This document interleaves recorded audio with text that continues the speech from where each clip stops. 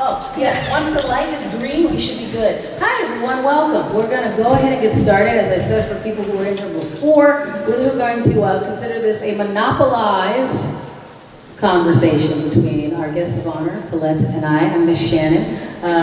For those of you who don't know me, I'm a comedian, corporate speaker, voice actor, and event MC. I also am regularly on My Talk 1071 and a contributor to the Jason Show.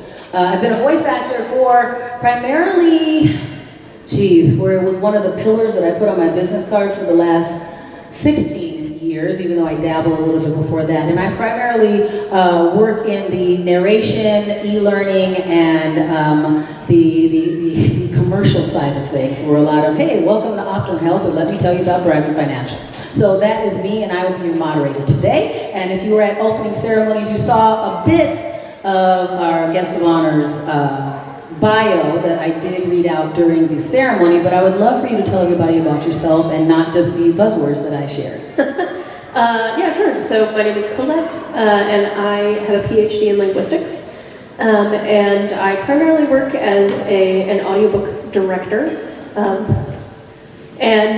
So that's the main area that I spend my time in, but I also moonlight as a trivia jockey.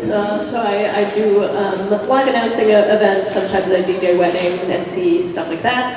But yeah, so my work primarily with my dissertation, for my PhD, was looking at using ultrasound to see how voice actors do different voices. And then another area of investigation and research that really interests me is, in general, just diversity within voiceover and voice acting, because one of the things that's important right now is we are slowly, finally seeing more diversity on the screen with our eyes, but as it turns out, a lot of times we are not hearing more diversity with our ears behind the scenes. It's still.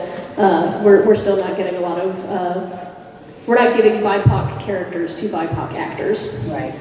And as we continue the conversation, if you would like to get your voice into the room, what they've done this year to make it easier on everyone is that you do see a variety of colored sheets that should be distributed throughout the room. It makes it easiest if you hold up one of those so that I can make sure that I do not misnomer or misgender anyone. If you do that one, I can do it that way. It is also easy to catch all of a moderator's eyes, so feel free to get that if you'd like to get your voice into the room. The other thing is, we originally, another friend of ours, Catherine Campion, or a friend of mine, I don't know if you know Catherine well. I've never met her. Catherine is a wonderful voice actor as well. Unfortunately, she is dealing with the passing of a friend who was not able to attend today. So if you wonder why her name was on the panel and on the sheet, she was not able to make it. But I have she sends her well wishes to all of us and wasn't able to make it to the con this year. So Colette, one of the things I thought was fascinating about the way that you did your research was the discussion of how, not only is hearing the diverse voices important, but as someone who speaks a variety of languages, just the way that the tonality, where the mouthfeel is, where that works. How did you work through that as you were studying that part of diversity and when you were doing your PhD work? Yeah, so my PhD work was specifically on voice actors doing a kid voice versus an adult voice, so it wasn't necessarily related to diversity. But yeah, there's something to be said that, so not only when we have a character who has, XYZ life experiences, there are linguistic expectations or linguistic stereotypes that we expect to hear. And maybe aspects of that are the way that character would sound, but when you ask someone to contrive an accent to make up a way that they would sound, rather than just asking someone who shares many of those life experiences, you're going to get an inaccurate representation. You're not going to get an authentic sounding character. And when you constantly get an inauthentic representation for that character across lots of media, and you start to expect that when you see it in the media. And so, for example, one thing that I talked about in one of my panels yesterday, foreign accents in children's media are often very highly correlated with villainous characters. So if your kid watches, 50 movies in a year, and every single movie had a villain with a foreign accent, and then that happens for 16 years, we don't have any studies that shows yes, this is actually happening. But it's a pretty good chance that we're accidentally teaching kids to fear foreign accents or fear people who have those accents. Creating additional biases, and Exactly. I think that's a lot of what we have when we have biases that happen that we are all dealing with, is that they are so innate. And it's not something that's overt. It's just something that you go, I don't even know why I have that response. And I really appreciate what you were saying about, since we don't have diverse casting, we have a character of what it was, because I just had a shoot that I was on, and it was clear they cast me to be me. And they had this particular script, and I was very accommodating to a certain point, but then when it got to the point that they're going, hey, like the director actually told me, and they're hiring me, it's supposed to be I'll give you the product, it's a women's basketball league. And so it was supposed to be this anthemic script where you were supposed to sound, as they put it, like a poet. I am a poet, and I am Black. And so when we got to the point of the conversation, I took a lot of the direction, but then when it got to the point that it was, okay, I know you're really articulate, but when you do this part, can you do less of that? And I was like, now I'm gonna stop you, because I'm not going to change my articulation at this point to be less articulate because you decided that a Black poet should be less articulate, and I'm not doing it. And that's when we got into a fight, and it was not calling my, I would have put, calling my, it was like, well, you're an actor. I know I'm an actor, but this is what I'm not doing. And I just refused. But I thought it was interesting how far that line was continuing to go. And then when I called it, are you guys familiar with the term code switching? Because the director was not. He's like, I don't even know what you're talking about. I'm like, well, Google it. But I think it's interesting that I feel like that's how far we've come, that it does happen more often, that it's like, well, you cast me because this is what you decided that it should be. And so, we're going to use the word authentic, so we want you to come here, but then it turns out, well, you're not the Black voice we thought, because they've, over years and generations, whatever, created what that thought, or that voice and tonality should be. Yeah, and that's exactly it. When you have these particularly white voice actors putting on these accents for so long, and now casting directors are being told, no, you need a diverse cast, but they're not giving them any concrete information on how to do that or what that means. It doesn't just mean hire a Black person, and then you have a Black person in, and they are speaking as a Black person would, and then you're like, no, I actually wanted you to sound like the fake Black accent that white people do. And that's inappropriate. It's not okay if you wanted a specific sound. And I call it a regionality a lot of times. I'm like, oh, you wanted a Chicago, like an urban Chicago accent, or you wanted someone that, like, whatever you thought. I'm like, oh, I can do that, because I've had people play something back. I'm like, oh, she's from Chicago, I'm not from Chicago. So I don't have those, that I'll do.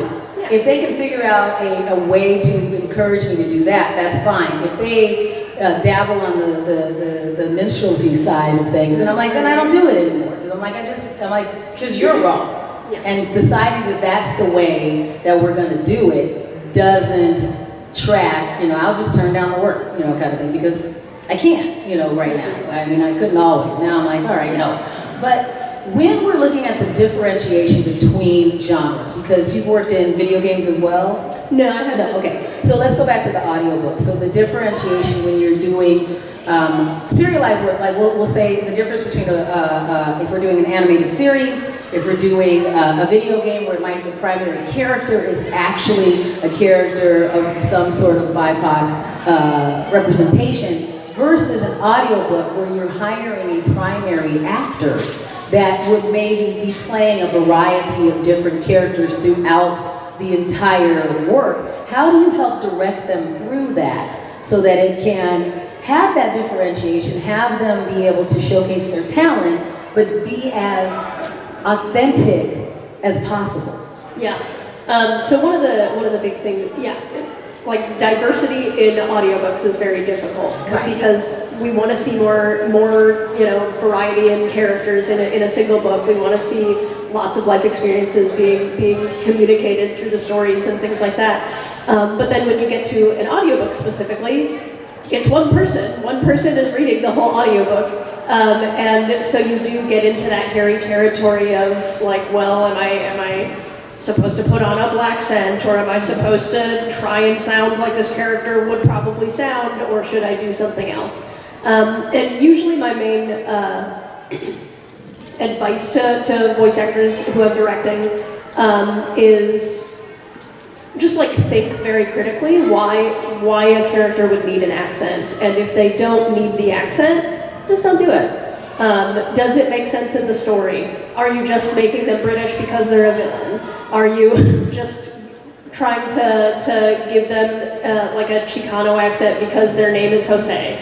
Like, if there's But if no... they have a southern accent because it is you need to know, important to move the story forward. Exactly. Then you'll say do that. Like if there's a part in the book that says, oh, his like lilting southern accent, yes, I'm going to need you to do a southern accent for this character.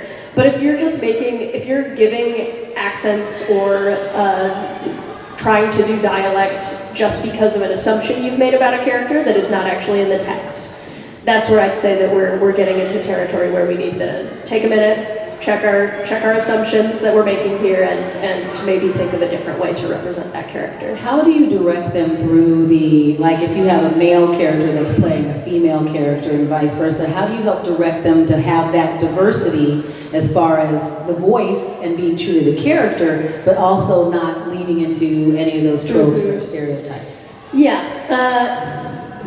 So, in my opinion, sometimes male narrators are not as good at getting the female voices as female narrators are at getting the male voices. Fair enough. And I think it's because they make it too cartoony. They sometimes go into this like weird falsetto voice, and you're like, we get it's supposed to be a woman, but you don't need to be talking up like this. Now all of a sudden I don't take this book seriously at all. You can manipulate volume instead. You can make the character, maybe this is like a really loud, rambunctious woman. You can make her just really loud, or maybe she's, quiet and timid, and you can use that to adjust the voice, or you can use phonation or voice quality, so you can make maybe she's just going to be a little bit breathier, and that's how you're going to do her. Or maybe you're going to give her a little creak into her voice or something like that. So there are so many things that you can manipulate about the voice that isn't just the pitch. And I think a lot of male narrators that I've heard but not directed have not been given good direction on how to do that, and they're just told to do this female character, and the only thing they think of, and the first thing they think of, is the pitch. And I think it does a disservice to the book, in my opinion, when it's just a really like cartoony falsetto voice. I'm old enough to appreciate the fact that we do have more diversity of characters in our animated series and as our primary characters. And one of the things that I always find interesting, and I remember seeing an article that, an interview with Trevor Noah talking about this as well, is that even though we were getting the look of diversity, we weren't getting the we weren't providing that workforce as well.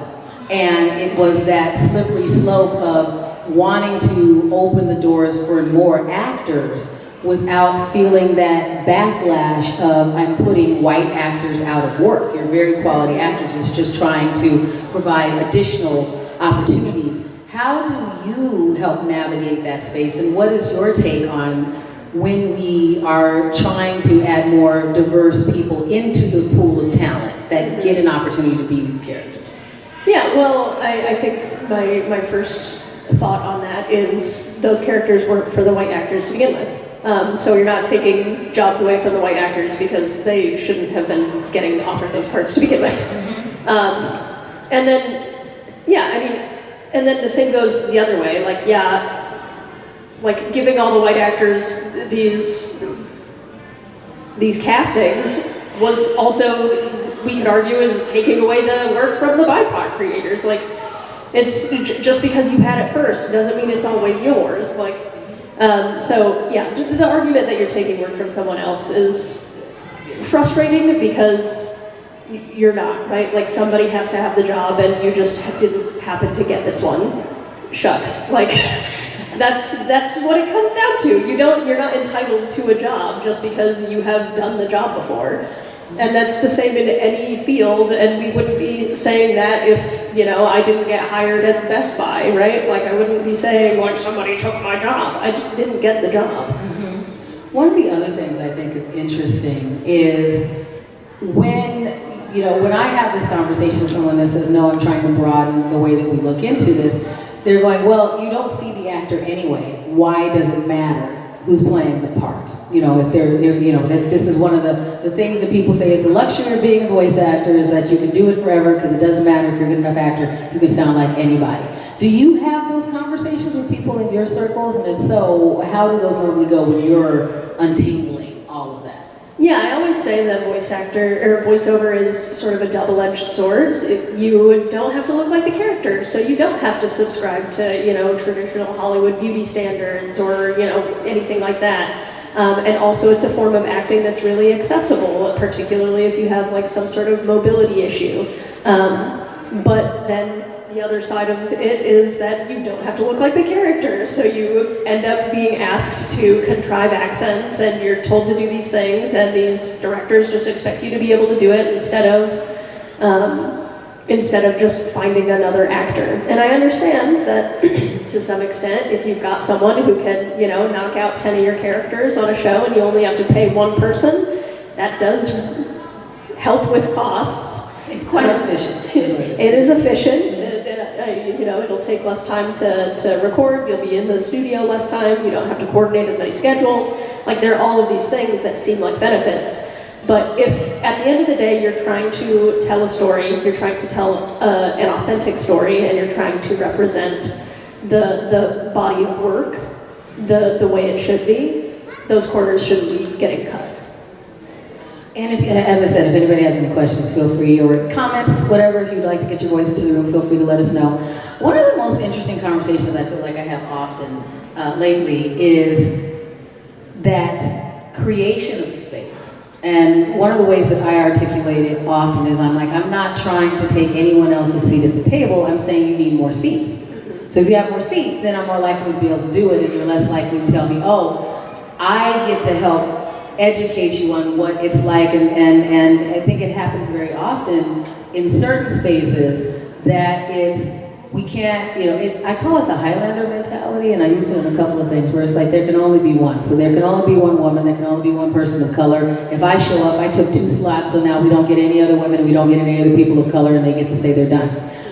When we're having conversations about diversity like this, how do we help people navigate that road that it's in everyone's best interest to have more voices involved in the conversation, and it doesn't water down a voice, or it doesn't slow down a process to the point that it's no longer going to be a cool thing, or it's just not, time or cost effective to have these conversations. How do we continue to educate people on that and go, no, it's worth this for us to have more of these diverse characters, and here's what it is? Yeah, I think the difficult part is that when you don't know what you're missing if you don't have someone there who can give you that perspective. So, if you are, a bunch of people who share XYZ life experiences sitting around a table trying to think of how to represent someone who does not have any of your life experiences, you're just not gonna get it right. There's no way you're gonna make a product and people are gonna watch it and that's fine, but it's not going to, it all comes down to you're trying to tell stories and you're trying to make stories that are meaningful for people, right? I think we a lot of times get really wrapped up in the nitty gritty of it costs this much, I need this many people, I need to do these things. But at the end of the day, you're trying to make a story that people want to see and watch and hear and listen to. And if you're not trying to prioritize what's good for the story, you're not doing your job well. So getting back to the idea of like, if you don't have someone with those life experiences to be able to tell you what you're missing, you're never going to get it right.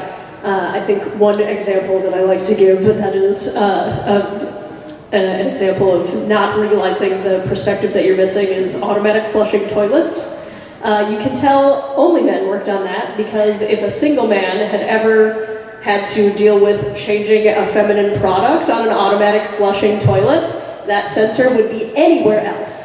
Fair enough. Yes.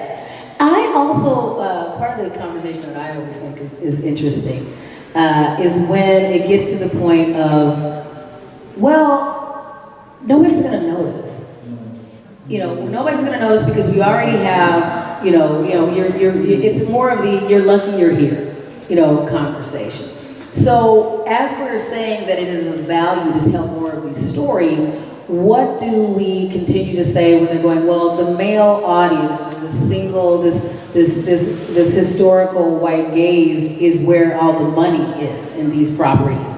How do we continue to have that conversation? I think part of it, my personal opinion is coming to things like this, because I've been coming to cons long enough that I can tell you how things have changed and morphed. And I am so encouraged with our convergence specifically, because I've been coming here for a decade, but with a lot of the cons that we have, where you do see more women, and you do see a wider age of people, and you do see more diversity than when I was going to cons, when when my mom was taking me to stuff when I was a kid, because I'm that nerd. But how do we showcase that to the people who are making these properties, so we do get more of that cool content that has that? I mean, it all comes down to money, and if it's not making the money, they're not going to keep making it, and like that's the worst part of it, because if you're trying to make products specifically to make money, you're not going to make products for people who have historically had lower socioeconomic status because of all of these other institutionally racialized things. Like theaters, especially, like movie theaters, like they are not part of the daily experience of people who did not grow up having money to go to the theater. So of course the films that are now made for those individuals are not going to do as well in the theaters, because that's just not how they consume their media, and it never has been. And then they use that as an excuse to be like, well, see, they don't want to see these movies, so we're going to stop making them. We were talking about that on our Year in Movies panel yesterday, where it's like, well, I just want enough movies of certain kinds to be made that I'm allowed to dislike one that has a female lead. I'm like, well, you made a crappy movie. It has nothing to do with the fact that it has a female lead, or a character of color that's the lead. It's just make a better movie, which I think we might get to on our blaxploitation panel later.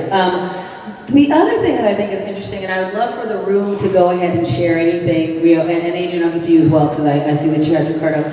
And if there's any things that, any examples of things where you think they did it right, versus anything where you feel like, wow, that was so wrong that it took me out of it. I'd love for us to be able to workshop some of that and talk about some of the good and the bad and the ugly that and if there's something that we enjoy, maybe if we share it in the room, there might be some people in the room who weren't familiar with it. But because when they started doing animated series on BET, I remember back in the day, and going, wow, they did a really good job with this. Like, that was one of the few animated series where like a Marvel animated series was good, because they had a Black Panther series that was a mashup that was very good, and once we got to Cartoon Network doing the Boondocks and things like that, I think that was on Cartoon Network. Just seeing this variety of not only, and I know it made me take a breath back and go, I'm less worried that they're gonna mess something up if they make it.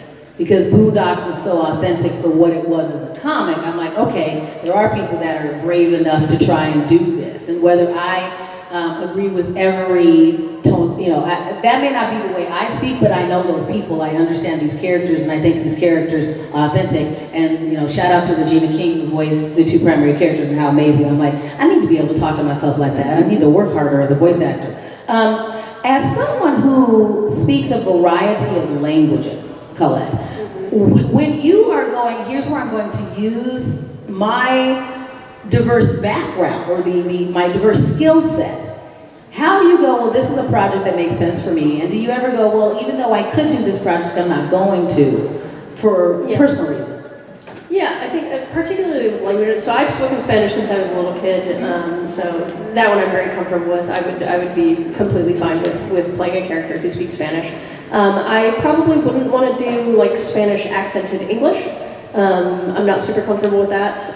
But I also speak Mandarin, and I would never voice a character who is supposed to be a native Mandarin speaker. Like I'm just not at that level. I do not sound like a native speaker. It would be insulting to the character for me to voice that character, and there are plenty of voice actors who speak Mandarin. So I think it really comes down to, do I feel like I have not just the language skills, but also enough life experience with, as it pertains to like speaking that language, to feel like I could represent that character. Like if the character was like, I don't know, someone from like Honduras, like I don't speak Honduran Spanish, I speak Argentinian Spanish. It would sound so obnoxiously bad for me to voice that character. So I think also that aspect of it is making sure that like my accent of Spanish would also make sense within the context of the story. Absolutely. Adrian, I know you had a question, go ahead. Yeah, I think it was like in 2020, a bunch of major shows either stopped having certain characters or changed the voice, like Big Mouth, Simpsons, Family Guy. What sparked that was, I always think, yeah, of course, George Floyd was here and got press coverage, but was there any sort of talk in the industry of that happening, and why that happened specifically then versus 5 years previously? A lot of my take on why we started to have that change was because of the way we were consuming our content, so more people actually knew. So the voices got loud enough because it was part of the George Floyd, but it was also that the protestations got pronounced enough that there were economic repercussions for not doing it. Because it used to be a lot slower to get a movement that would cause a boycott that someone like that a Target corporation or a Best Buy would pull their commercials. And I think that that's part of why we're getting more of that now, is that these corporations who have been encouraged to put their diversity dollars where their mouths are, where they're like, okay, you've been funding this and you have this and you put these products in for 1 month out of the year, those kind of things. A lot of them have also said, no, this is something that we're making one of the pillars that we have. So when they're called on account of it, then it starts that ripple effect. And I wish that it wasn't all economics, but it is, and it was a matter of, economics being put in the forefront and people being called to question more often. That I think that's why they're like, hey, maybe you should recast that. And, and there were a lot of less beloved properties that did it first, that went through and did it. It's just that we didn't hear it until we're worried about whether a Hank Azaria is going to have a job, and worried about that. Because there were a lot of voice actors that, unfortunately, nobody knew who they were. Because there's lots of just working voice actors that are in there every day on the grind, and you recognize their voice, but you've never seen their headshot and you don't know what they do. But they're quality working, like those 6-figure, like our friend Kat likes to say that all the time. Those people who were crushing it and working and doing all this stuff, those were the ones where I'm going, yeah, you did really good work, but there needs to be more opportunities for other people to do work too. So we just need to make good things so that everybody can go back to work. Because if it hadn't been to the point that they had seen a Boondocks do well and make money, they wouldn't have cared that these other things weren't getting the same following as they were. I think also maybe an aspect of 2020 sort of being a turning point is that you could not be, and you didn't have to be in a, $20 billion studio anymore. Everyone was recording from home, so if you had the equipment, you already were one step closer now because you didn't have to get your foot into an expensive studio to be able to do the voiceover. Or be in a certain market. when before, if you wanted to do a video game, you had to be in Austin, Texas, or certain parts of LA. If you wanted to do animated series, you had to live near Burbank. Like that's, it changed the regionality because everybody got sent home. Mm-hmm. Yeah, so I think that might also be one of the reasons why we're now seeing sort of a tipping point where we're getting more actors in the door, because for a long time, especially in animation, like it was like a core group of like 20, 30 people, and they just did all of the voices for all of the shows that you listened to, because they knew that they liked working with them and they did good work, and they've got a system down, and it's just easier to hire your bud. Yeah. Agreed. You like to, like any job, it's sometimes it's who you know. And my friend in town who had to go out there and fly, they were like, you need to learn how to work your system. And they sent her all the stuff to her house, and she had to figure it out. And my friend Mary is hired to sound like Mary. But she's my friend Mary Mack is on Solar Opposites. So, and if you wonder if Mary Mack sounds like that all the time, yes, I've been to her barbecues. But I do think that that's interesting as well, is that being able to, you just have to have really good internet, low latency, and now a lot of people did get their studios up and working. How much do you think that, and a lot of people in like the audiobook world were already recording remotely. Do you think that that gave more opportunity, or do you think that it made the work less, I don't want to say not as good, because you had less talented people, and I use talented more experienced. I mean more experienced people. What do you think as far as the learning curve for other people once we got that opportunity, once people got sent back to their own studios? Yeah, I think one of the biggest downsides to it is you're getting a lot of people who are now doing voiceover without direction. Mm-hmm. So they're not being given the opportunity to receive the education that someone traditionally would have if they had been cast in something and had to go to the studio and had a director and all these other people giving their input. So I think that's one of the more unfortunate parts of this. I don't love the open sourcing of particularly audiobooks. Like ACX is a website where people can basically just go on, anybody can go on and just say they're going to record your audiobook. And there's what I class per finished hour. And it does not pay what it should be paying. It is way more work than what you should be expected to do, because on ACX you're being hired as a producer, not a narrator. So you are recording the book, editing the book, mastering the book, uploading the book, giving them the finished product. And that's it's exhausting. I have friends that I'm like, I never, as much as I love quality audiobooks, the way that they do it, they're miserable. Yeah, and there are so many things about an audiobook that you wouldn't know to look for, like make sure there aren't page-turning sounds if you're reading off of paper. Make sure that your stomach grumbling sounds are not in the background. Make sure that your, cat meowing in the other room isn't in the background. Maybe that shirt you have on is kind of noisy. Yeah, maybe you've got dangly earrings on, and you can hear that the entire book, and it's literally infuriating. And then there's not much in terms of quality control afterwards, because usually if you record through a publisher, you'll have a director and an audio engineer there while you're recording it, and then after that someone will edit it, and then you'll have 2 rounds of quality control. So someone sits there and listens to the entire book and flags anywhere where there are these things that we know to look for, because we know what should and should not be in an audiobook recording. I agree with you. I've heard a lot more where I'm just like, that whole edit where you can hear the narrator go, and again, then somebody missed it, and they're like, and I'm like, I know what that was supposed to be. Yeah, kind of thing, and you just missed it.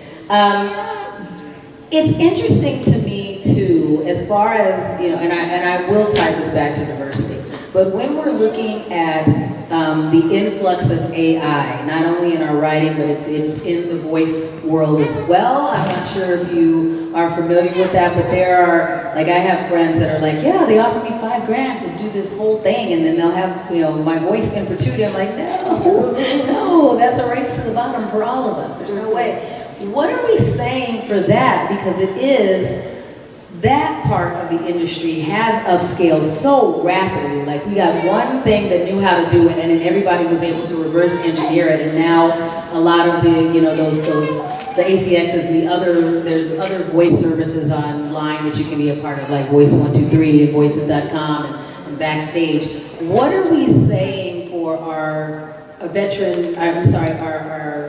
our new voice actors? And a lot of them do happen to be, you know, women and people of color who weren't involved in it before, but now they're like, hey, I spent the money, I have a really good sound studio at home, I just want to work, what do I do?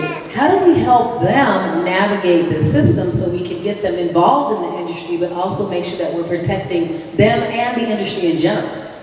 Yeah, I think one of the big pieces of advice that I give to people who say they want to get into voiceover is do some unpaid, really low stakes stuff just to make sure that you actually enjoy doing it. Because voiceover is long hours and grueling and tiring in a cramped space and hot usually because you probably don't have great ventilation in whatever you're using as a booth. And there are a lot of aspects to it that are just not fun.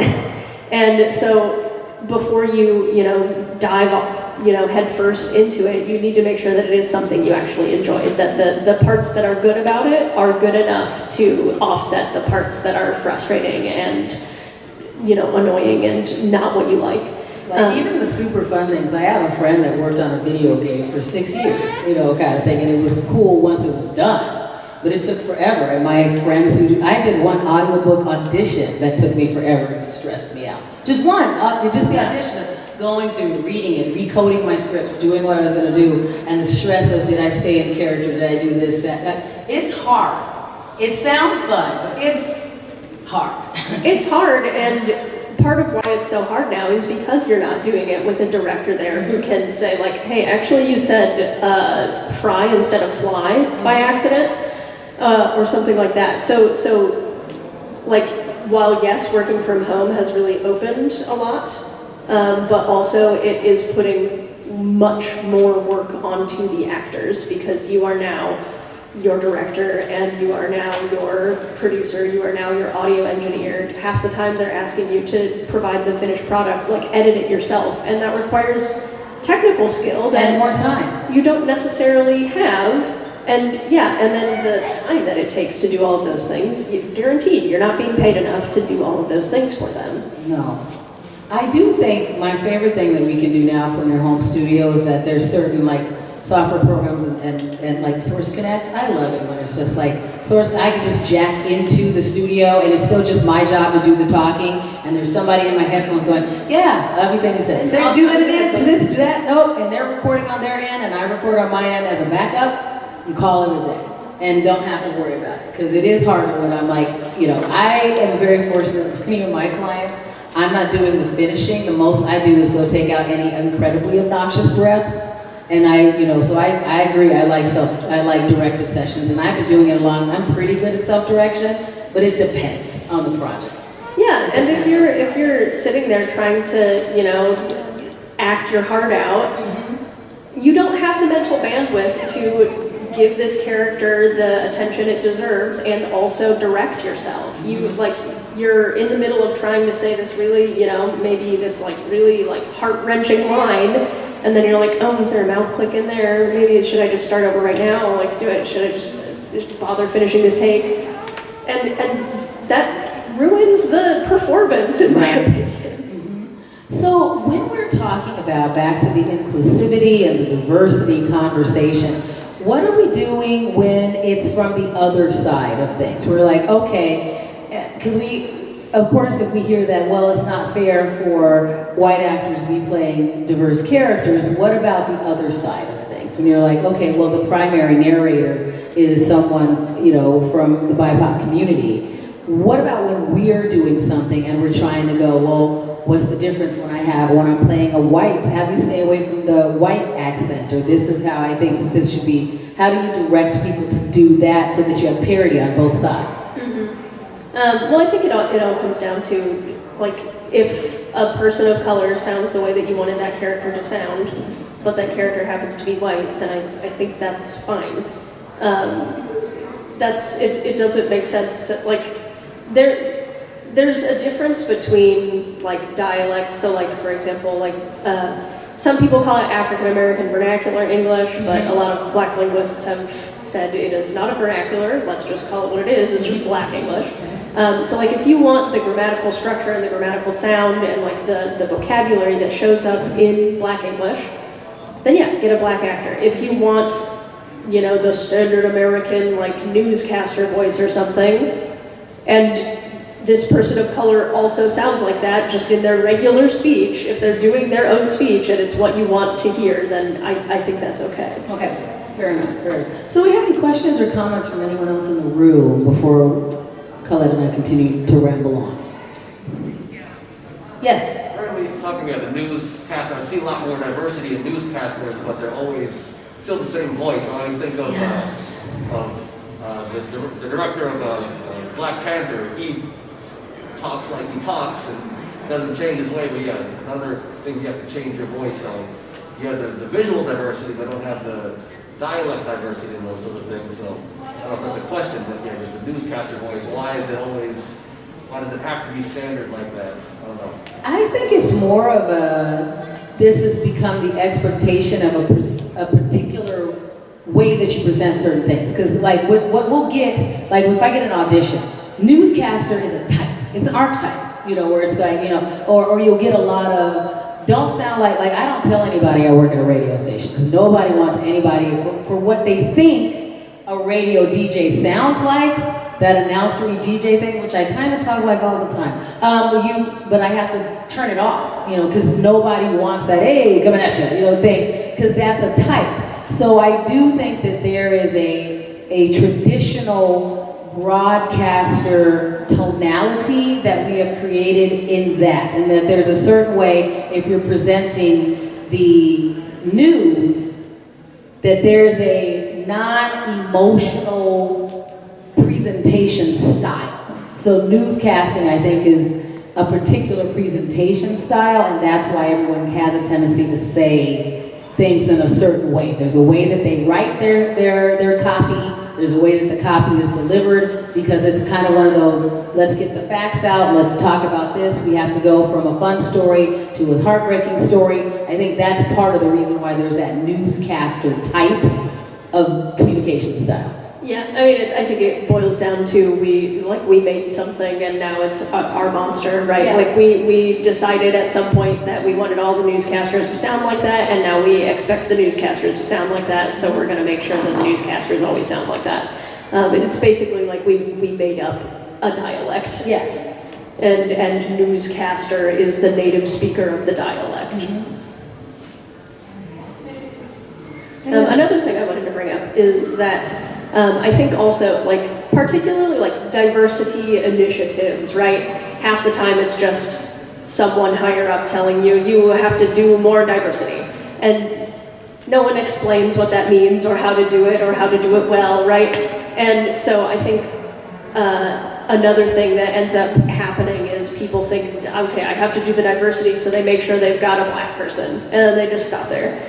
And then you maybe have a black character, and the black character is voiced by a black person, and that's great. And then you've got, you know, a couple of Asian characters, and they're still being voiced by white people. And it's like, no, like, you also need to represent those characters well too, please. So I think we also get like sort of wrapped up in this idea that we need to make sure we're not angering the black people. And then to the detriment of everyone else who also would like their representation, please. Which I would appreciate, because then I look like the bad person as well, because it's like, well, how come, I'm like, I did not tell them to stop once they got to me. Yeah. I just was the one that they hired first, and I don't say that I now take care of all of your diversity issues, but I do see that often where they start with one particular channel and they go, well, once we've hired one thing that's not a white male, then we're good. And then we just move on. Yeah, it started with the one white woman, and then the one black person. And I do have some friends like that, and depending upon where they grew up, I have some friends that grew up in certain parts of Chicago that if we're looking at that black vernacular, they do speak it better than I do. I grew up in South Phoenix. So if anything, I dipped in and out of Southern and then a little bit of Spanglish because of the region that I grew up in. So if you want someone that easily articulates that, I completely understand why they're able to slip in and out of that, and I never fault them for being able to do it. When you get into the differentiation where you have a conversation where somebody says, no, you made your career on speaking a black accent or doing like any of those tropes, I think that's a different conversation that I don't encourage. Like, don't spend all your time trying to learn how to be one of these tropes. But if you organically do it, like you were saying, you're very comfortable in certain dialects is dialect the right word in Spanish? Yeah. So certain parts, but you're like, but not this one. I think that there's some other people, I'm like, there are certain American regional accents that I'm like, okay, because of your upbringing and your history, you do speak that well. Maybe that's everybody, that was the school that you went to, so that's just what you did. And you may not have, you may have code switched when you got home, you didn't talk like that to your parents, but everybody in your circle talked that way. I try to honor what your history is, and if that's what your history is, then that absolutely makes sense. Yeah. And another aspect that makes this difficult too, because of so many initiatives to like try and prevent discrimination in the hiring process, it actually ends up making it more difficult to make sure that you're getting the type of, historical experiences in the person that you're hiring. Like, if you aren't allowed to ask, like, are you the XYZ identity in the hiring process, then you don't know what you're getting until they're hired, right? And I'm not saying take those safeguards away if we need them, but it is something to consider. And like, sometimes maybe a bad casting is just, you thought you were getting something and you realize that you got something else. Like when they hire you for, this really urban accent, and you're like, well, I don't really speak like that. Right. And now you've gotten to the line where I'm not doing that. Because I don't think you should be doing that. I mean, why did you write it that way? So, yes? Oh, I was just going to say, and that's why it's so important for there to be diversity, like in production, as well as the people behind the microphone, because then you have less of a chance of that happening. If somebody's like, yeah, I know what this sounds like, and I know what I want because I have this experience, so that's why it needs to go. I'm just saying it all the way up. Yeah, all the way. And I wish we had more coalitions. Like, that's what I talk about as well, is that it's very difficult when we hire a person and now all the weight of all of these things is on this one person. It doesn't really set them up for success if they aren't able to have a coalition. And how do we bounce that apart? Because I still might, I'm really good friends with, Taylor Cisco, but we disagree on a lot of things. And it's very easy for people to go, oh, well, you're both two, black people, you read this, and you wrote this way, and you grew up in kind of the same neighborhood. Yeah, but we have completely different opinions for a variety of reasons. And that's why I think sometimes it's still, how can you have multiple voices versus saying, well, now I have to be the voice of all females and female presenting people from just my experience. That's a lot of pressure. That's a lot of pressure. I believe we had a comment from our human friend in the back. Yeah, I think with casting it can help to get like really clear on what you actually need as opposed to like the shorthand of how we think about identity a lot of the time. Like in a unrelated area like at work, I keep running up against like people trying to get like gender markers on these kids and things. I'm like, we actually don't need the kids' gender for anything we do. We just need their interests. We could just be recording their interests, and then we can go to the toy closet and find the things they're interested in. Mm-hmm. It's like you don't necessarily need to know somebody's race, but you need to know what's your experience that you would bring that would resonate with this character. Fair, very fair. Yeah, I mean, I think,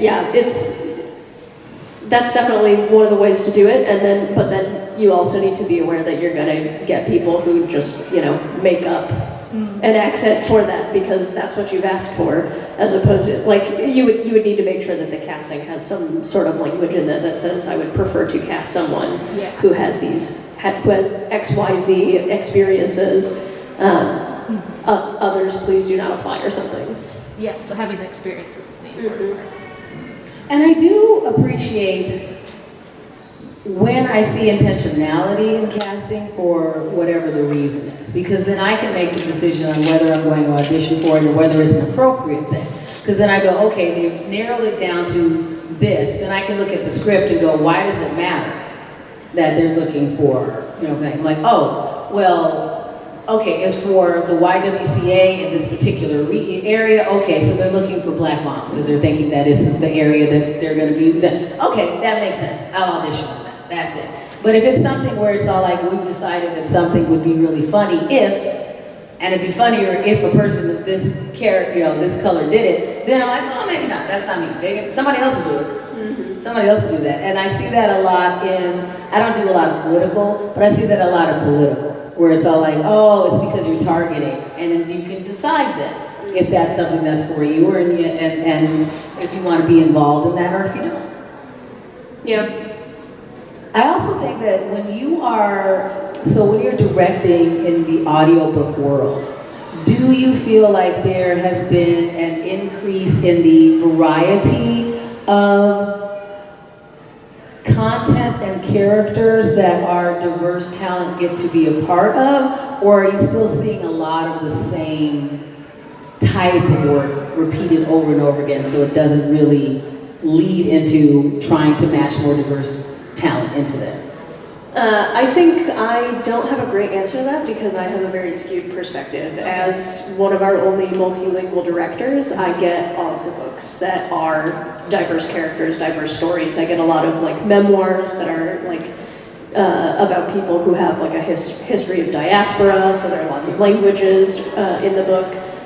So my pool of audiobooks seems really diverse, but I know that is not everybody's experience within audiobooks. Well, for any fledgling voice talent out there, what do you tell them as I know you said do some lower stakes, but if they're just working on how do I get myself even prepared to do that? I think that a lot of times we hear people that go, somebody told me I had a really great voice, what do I do next, and how does that work?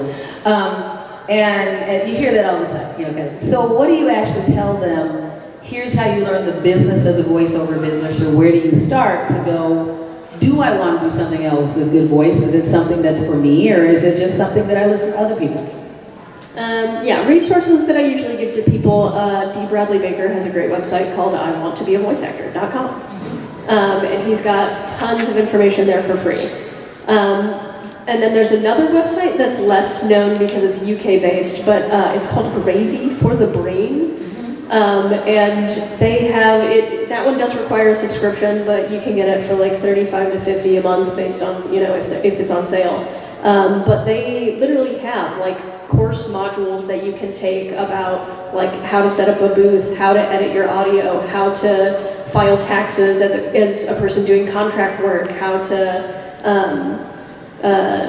just all of these things, and it's an excellent resource, and it also has really great networking opportunities because you can hire a voice acting coach through that website, but you can also every month they have a big Zoom social, and you can go onto these socials and just usually it's 50 to 100 people, it's a lot, and they just make random breakout rooms, and you have 20 minutes to talk to these 4 people, and then you have 20 more minutes to talk to a different 4 people, and it's really fun. So those are 2 of the big websites that I recommend when someone's I know nothing about voiceover and I would like to get into it. Yeah, the other thing that I normally tell people is that I'm currently part of a voiceover school / collective that I pay to be a member of this particular group called the VO Dojo. I usually encourage people that as they are first starting, don't go out and build yourself an $8,000 booth. Don't say this is going to be a great part-time job, I'm going to recoup this cost.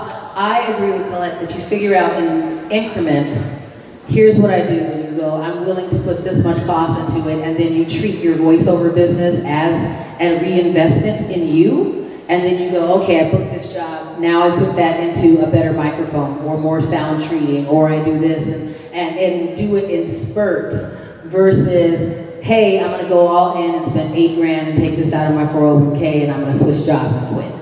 Because it's really just not that kind of business. It's just not the way it works. me years to get to the point that I have a consistent funnel, and then the industry changes, and so it's, you know, there's a Black Swan event like we had in 2020, and it changed a lot. So now 50% of my work comes through my agency, and the other 50 is stuff that I may contract on my own or through like recurring connections that I have, and then still trying to do that, and the industry is going to continue to change.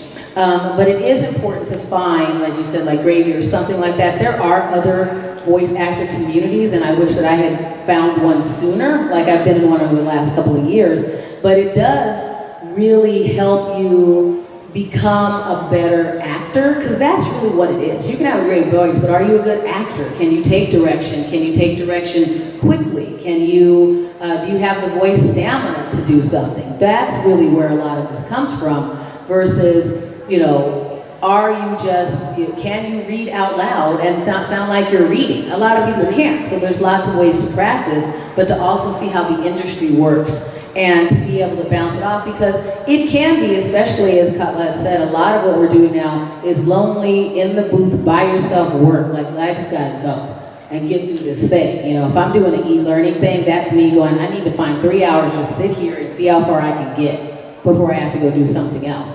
And so it's good to have other people, like on that Zoom, that you can go, what's it like in your region? Or, oh, you work in something, like I don't do video games, but it's interesting to talk to my, my colleagues that do. So I can go, what's it like, you know, when you're working on your vocal warm-ups and you really have to work on your that's a long session with a lot of yelling, and the way that you work your vocal instrument is different. And so I do encourage people to do that. And a lot of times it's the first money that you spend might need to be acting classes.